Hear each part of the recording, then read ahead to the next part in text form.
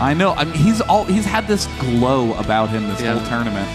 He was even intimidating to meet. I didn't want to make eye contact. He was just so confident. Yeah, I couldn't believe it. He's like a playing robot too. Like his skin is perfect. Yeah, he really is. Yeah. Anyways, so we would like to also note though that you know, Ace's play though hasn't really gotten a chance to see the long term. Moon, I think, is selling himself a little bit short by going for all these goofy bust strategies when really his long-term typical play is extremely, extremely strong as well. So, I mean, one thing to note, though, Moon did make a huge blunder by not getting those queens early enough. I mean, he saw the Void Rays.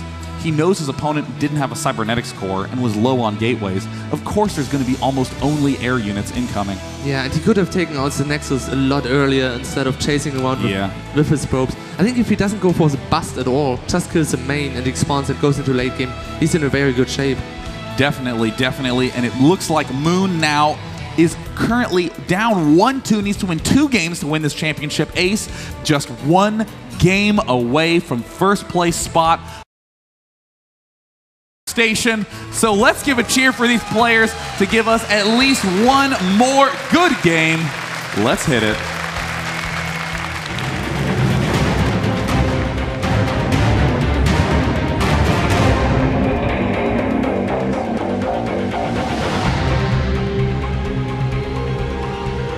Welcome back. This is the Intel Extreme Masters World Championship Grand Final match between Ace and Moon.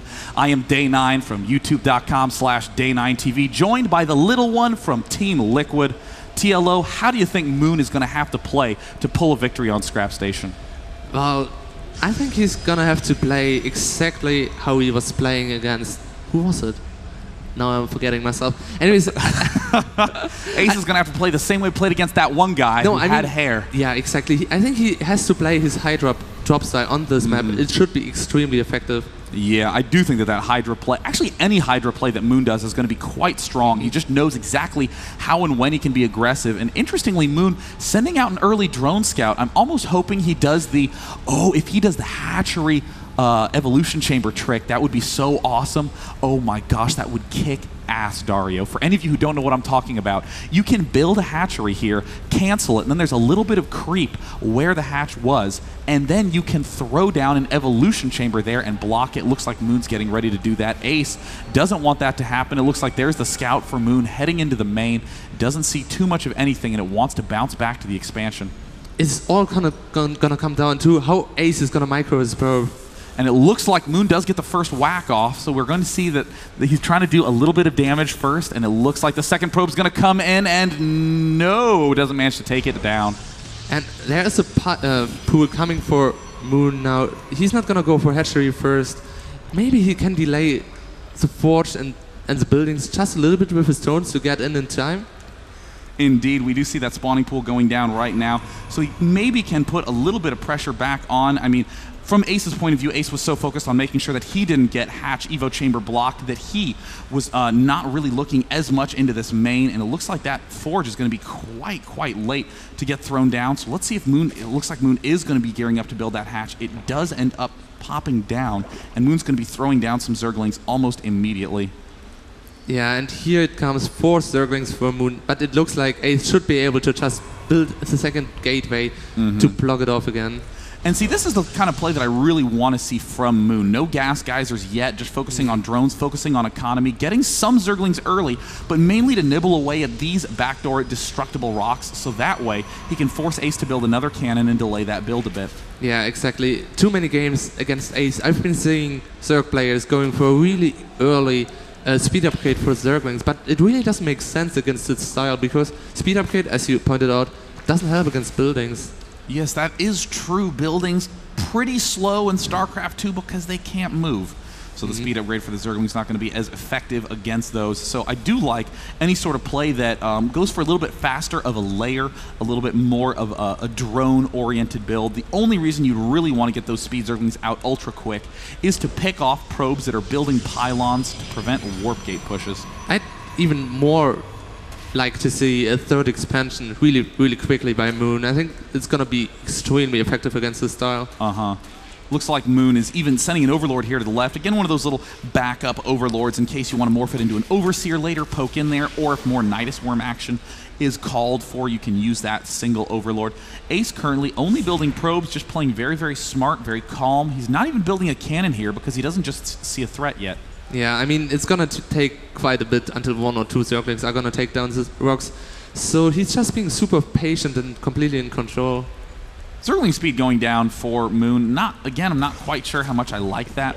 But Moon, again, is absolutely impeccable with that Queen Inject Larva. We're seeing these Queens very, very close to 0 energy. And again, a Stargate coming out for Ace. Yeah, it is absolutely his favorite style to do that. He's probably going to get 1 Void Wave once again, just to chase down a few Overlords and deny scouting and do some damage. And here we have a 3rd hatchery, as I was calling. Very happy to see that 3rd hatch. More drones popping out for Moon. Looking around, we don't see a layer going down quite yet. The only way Moon's going to be able to keep all this alive is if he links it together with Creep. This is actually one of the big reasons why Protoss players are loving this fast Stargate. They can get a Void Ray out, not just to kill off Overlords, but because this is about the time when a 3rd hatch goes down for Zerg, and it's very easy to just pick off without having any Queens there to defend. Yeah, Moon needs to build a 3rd Queen at his natural now and move his Queen from the natural to the 3rd base to actually be able to defend. However, he's getting an evolution chamber, so maybe Spore Crawlers might finish in time. It's going to be really close to see that Stargate for Ace coming down, and look at the rally point. He's going straight to the front. Interestingly, these Overlords might help buy Moon a little bit more time. Still just 1 sentry out. I mean, look at the unit counting station, 40 probes and a sentry, and that's it. A 2nd Stargate is being added by Ace. Wow, it looks like, again, getting that Void Ray to do a little bit of damage, but then does want to use that Phoenix play that we saw Squirtle use in the 3rd, 4th place match. Yeah, but it didn't go too well for Squirtle when he used it against Moon, and we are getting a really good, really fast Hydra Lisk Dan. So I'm wondering if Moon is going to actually add the Dropper Crate once again. Yeah, I'm loving this play by Moon. Look at how fast he got up this expansion, and even a Spore Crawler going down there. Spore Crawler is very good against air units. And he was just building 18 drones at once. What a sick hero. Moon now moving in there with that Overseer. He's going to get a good look at what's going on. Hello, Gateways. So now, and he even spots both of the Stargates. It's going to be a huge advantage right now for Moon as he knows exactly what is coming at him. Yeah, and you know, he is going to be able to utilize his favorite unit. He's just going to build Hydras and nothing else. We still don't even see any units out yet for Moon. It looks like we have these Phoenixes starting to poke around the map, but look at that great Spore Crawler placement, deflecting that no problem. Just now starting that Hydralis production. 1 Zergling barely lives to tell the tale of the Void Ray. Yeah, and he is preparing a creep highway with his Overlord. He doesn't even have speed upgrade, but he's using every Overlord he has to connect his bases. And we do see 7 Hydralis about to pop out. Ace is going to try to do a little bit of work. Will he even pick off anything? Look, only 1 kill on this Phoenix, and now the Hydralis come in. The Void Ray has no kills either. Moon is playing defensively brilliantly. Yeah, he's not losing anything, basically, and you need to do damage with Phoenix. I mean, I cannot emphasize what Dario said enough. You desperately need to do huge amounts of damage with those Phoenixes to justify them being built. You can use them to reinforce your push, lifting up those Hydras, making it a little stronger, but we're going to see a gigantic swell of Hydras coming very, very soon out of Zerg. Yeah, and it looks like Ace is just getting Zergling and Zealots and Sentries, which are quite good if you get perfect force fields against Hydras, but still, if you stress them on the creep, and even with Spine Crawlers, which are being thrown down on by Moon, it's almost impossible to do an attack. Moon is just playing brilliantly right now. Ace is in an extremely aggressive position. The way you do these attacks is you first make Zealots and Sentries, and then you back up and you make lots of Stalkers. You get those cheap, easy units out first. 22 Zerglings coming up right now, and with the number of Phoenixes, it's going to be real tough, but we do see Overseer going down now for a little bit of detection. A lot of Zerglings coming out. Here's the big push. The Spine Crawlers finished just barely in time, and there's some great lifting coming up right now by Ace. Yeah, he's taking out a lot of Hydralists, way more than he should be. And it looks like Ace is going to be overwhelming the 3rd base. But we see more units from Moon beginning to swing in. Ace is running very low on that energy. Another Spine Crawler finishes. The drone's coming into the fray. And Moon with the amazing defense, the brilliant economy timing, will be able to defend this push. Ace, oh no, sending in some Zerglings, or excuse me, some Zealots at the last second. But those Zealots are going to be free food for Moon. Incredible defense by the Zerg player. Yeah, Ace is in big trouble now. I mean, he has he is warping in more zealots, which is extremely surprising. He's actually being extremely aggressive after losing his army. He needs to put up a nexus now and a lot of cannons. And now we see Ace doing anything he can with these Phoenixes to try to do a little bit more damage, but no damage really can get in the way of Moon. Look at that beautiful 60 drone count. I know it's 59, but I round up because I'm a commentator and I exaggerate. 60 drones out right now for Moon. And with those 16 Hydralisks and those Zerglings, Moon is going to be in an amazing position to never let Protoss take that Expo. Ace is just in an atrocious position. Yeah, and he has so few sentries too. I mean, you can buy a lot of times against Hydras with force fields, but right now he only has 4, and if he needs to keep building sentries to keep himself alive, he's never going to be able to get high-tech units up. I mean, he's even almost committed to going Zealot Sentry because he just doesn't have the resources to make a lot of Phoenixes and Stalkers at the same time. And there we see a Queen does get picked off, so Ace is going to be at least a little bit excited about that. But with this creep highway, I mean, Ace is just in a really rough position to do any sort of permanent damage. He's just sort of needling Moon at this point in time. Yeah, I mean, Moon just is going to be defending for the next few minutes. He's even getting his gold base up, and he knows Ace has to do damage with his harassed units now, so he's not going to let him get in too many spots. Now, we do see a robotics bay going down now for Ace. He will likely get Colossi, but I want you to keep in mind, 400 gas to start one Colossus and the range upgrade. You need about 800 to 1,000 gas to get a reasonable amount of Colossi out, so Ace is going to have very few other units. He continues picking up a few units, even taking out a Queen and 2 more Overlords. So that does mean that Moon isn't having the greatest production, not the production that he would really like. A lot of these Overlords getting picked off, some drones getting taken down as well. And this is part of the reason why we've seen Ace consistently use these Phoenixes, because it's a way of sort of slowly wiggling yourself back into the game. But look, we see the Spire finishing right now. If enough Corruptors pop out, there will be almost nothing that this army from Ace can do. That's a lot of Zealots out right now, but there's also a ton of Hydras. And he actually finished Burrow, so and whenever Phoenix are gonna come in and trying to take out drones, he can just burrow them, making them completely invulnerable against Phoenix without observers.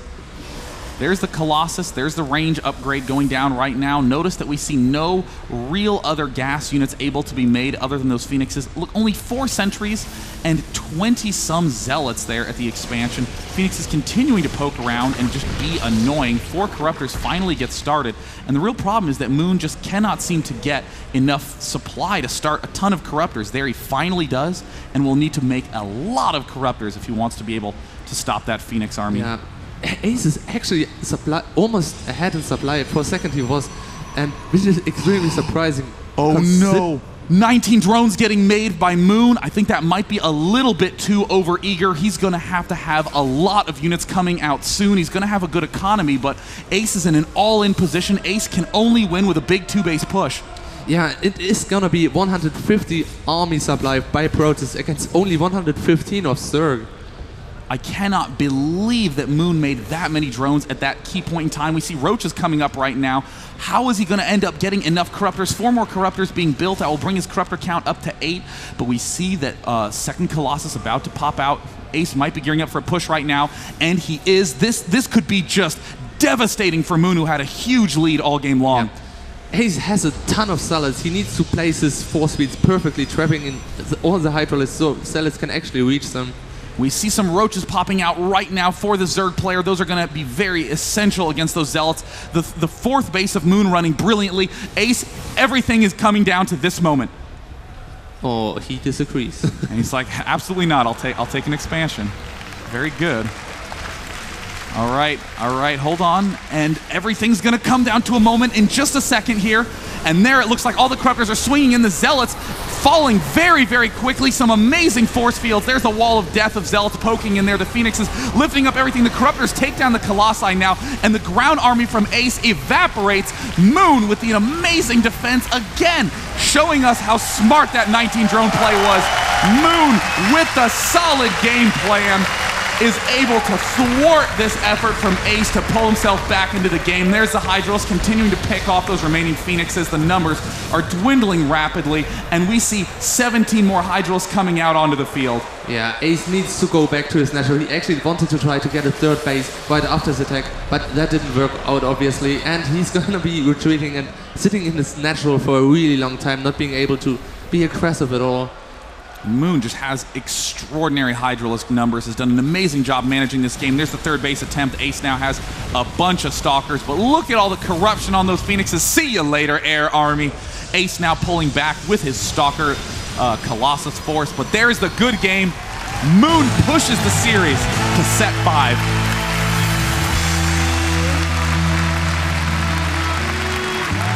Unbelievable play by Moon in that game. And the last map, going to be Xel'Naga Caverns. I couldn't pick a better last map. Yeah, and of course we couldn't get a round of it. That's why it had to be best of 5 and going to shoot, because we can't have Xel'Naga in our map pool. That is true. Xel'Naga Caverns has been played in every best of whatever you want to call it in this entire tournament. Yeah. With the exception of, I think, one game in those tiebreakers we saw was on Shakuras. There is a handmade fan poster, Go Ace. We see some of the other players out in the crowd. And look at Moon feeling a lot more comfortable. He is going to be heading into a game where there's not going to be a lot of gimmicks, not going to be a lot of cheeses, likely going to be another long, long game. And Xel'Naga Cavern is going to be very interesting. Once again, you can't really play a fast expand like Ace likes to do it. Yeah, that's a great point. You kind of have to do some sort of 3-gate expand, maybe a 1-gate Stargate expand, or Ace, who has been playing incredibly sound all tournament long. So sound that he pointed at the trophy and was like, that's going to be my trophy. But now here he is, 1 game away from not getting it. I mean, Ace, will he do any sort of goofy cheese in this last game? I'd really like to see that, because I don't think Moon is going to be counting on it doing that in the last game. I mean, I don't think anyone would really be comfortable with that. We see that some players do end up doing some cheese when they're under pressure, but really both of these players have so much experience in this tournament situation. Yep. I highly doubt they'll do anything but a really solid, normal play. And they do look extremely focused, not even blinking, really. That's right. They don't even. They try to even forget that they have physical bodies. In fact, an interesting request by Moon that we will go into in a moment. It looks like there might be a minor delay because Moon has requested a restroom break. So we're going to see if he will, in fact, do it. All right, well, let's see. If he actually stands up on the stage, I see no problem with cheering him on the way to relieving himself. Not at all. That's right, Moon. All right, Moon, it looks like, has not left his computer quite yet. He's trying to get the official go-ahead. You are not allowed to use the facilities unless a ref officially allows it. Otherwise, you get a red card and are banned from the tournament. But you know, this last match coming up on Xel'Naga Caverns, how do you think would be the best way for Ace to open? I mean, I've been seeing Koreans do a lot of cannon fast expand on Xel'Naga anyways, but it's just a lot harder to do it. You have to invest a lot more money into actually holding it, and it's really scary. So it looks like before we do any more strategy analysis and before Moon ends up returning, we'll be going to a brief break. Whatever you do, do not go anywhere, because this is the Intel Extreme Masters World Championship final match for StarCraft 2. It's Game 5, everything on the line. Don't go away.